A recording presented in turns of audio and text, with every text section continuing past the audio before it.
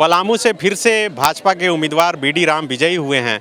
बहुत भारी मतों से विजयी हुए। पहले तो बहुत बधाई सर आपको। धन्यवाद। क्या कारण रहा कि फिर से जनता आप पर भरोसा दिखाई? क्या आप फील्ड में ज़्यादा रहे, उन इलाकों में ज़्यादा काम किए?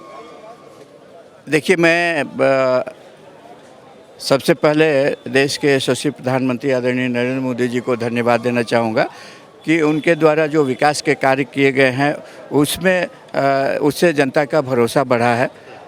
जनता ये जानती है कि देश के प्रधानमंत्री जी के रूप में उन्हें पुनः नरेंद्र मोदी जी को स्थापित करना है और तीसरे कार्यकाल में निश्चित रूप से जो विकास की गति है वो तेज होगी।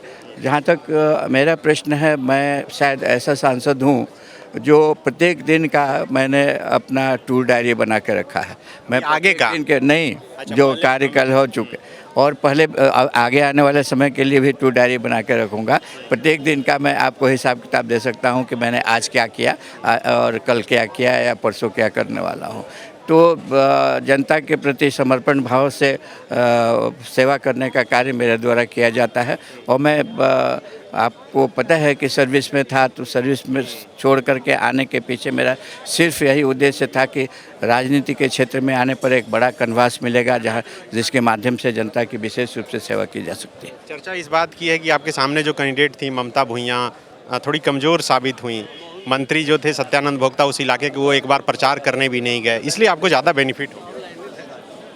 देखिए, कोई भी कैंडिडेट कमज़ोर नहीं होता है और पूरी अपनी क्षमता और ताकत के साथ चुनाव लड़ता है।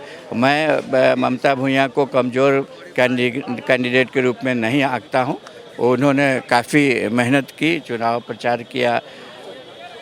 अब सवाल ये है कि जो कार्य हमारे द्वारा किया गया है या देश के आदरणीय प्रधानमंत्री जी के द्वारा किया गया है, उन कार्यों की अपेक्षा इनके पार्टी के द्वारा कोई कार्य किया नहीं गया है।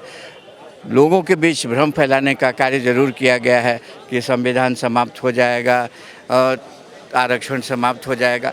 तो ये सारे भ्रम फैला करके ये चुनाव जीतना चाहते थे, तो भ्रम फैलाने से कभी कोई चुनाव नहीं जीतता है, ये मेरा मानना है। एक आखिरी सवाल सर, ये 5 SC/ST रिजर्व सीट बीजेपी यहाँ से हार गई, आप SC रिजर्व सीट से जीत कर आते हैं, क्या कारण मानते हैं? नहीं, SC रिजर्व सीट केवल एक ही है 14 सीट में। तो पलामू की सीट हमेशा हम 3 बार से जीतते आए हैं।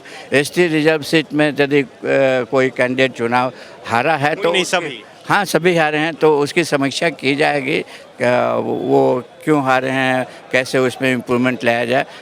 हमारे प्रदेश के अध्यक्ष ने इन बातों का जिक्र आज की बैठक में किया है और आप लोगों को भी इस संबंध में ब्रीफिंग हुई है।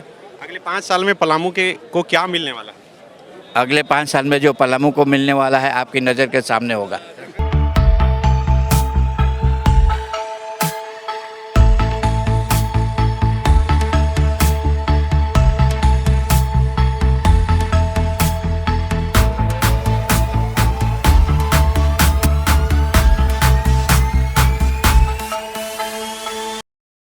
बायोम मेडिकल प्रिपरेशन का एकमात्र संस्थान जहां है complete digital classrooms, individual doubt counters, video lectures, student tracking system, library facility, 100% result oriented rankers batch, study package and class notes in PDF।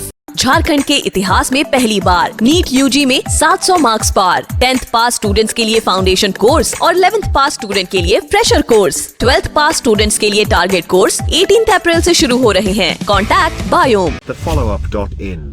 Like, share and subscribe. www.thefollowup.in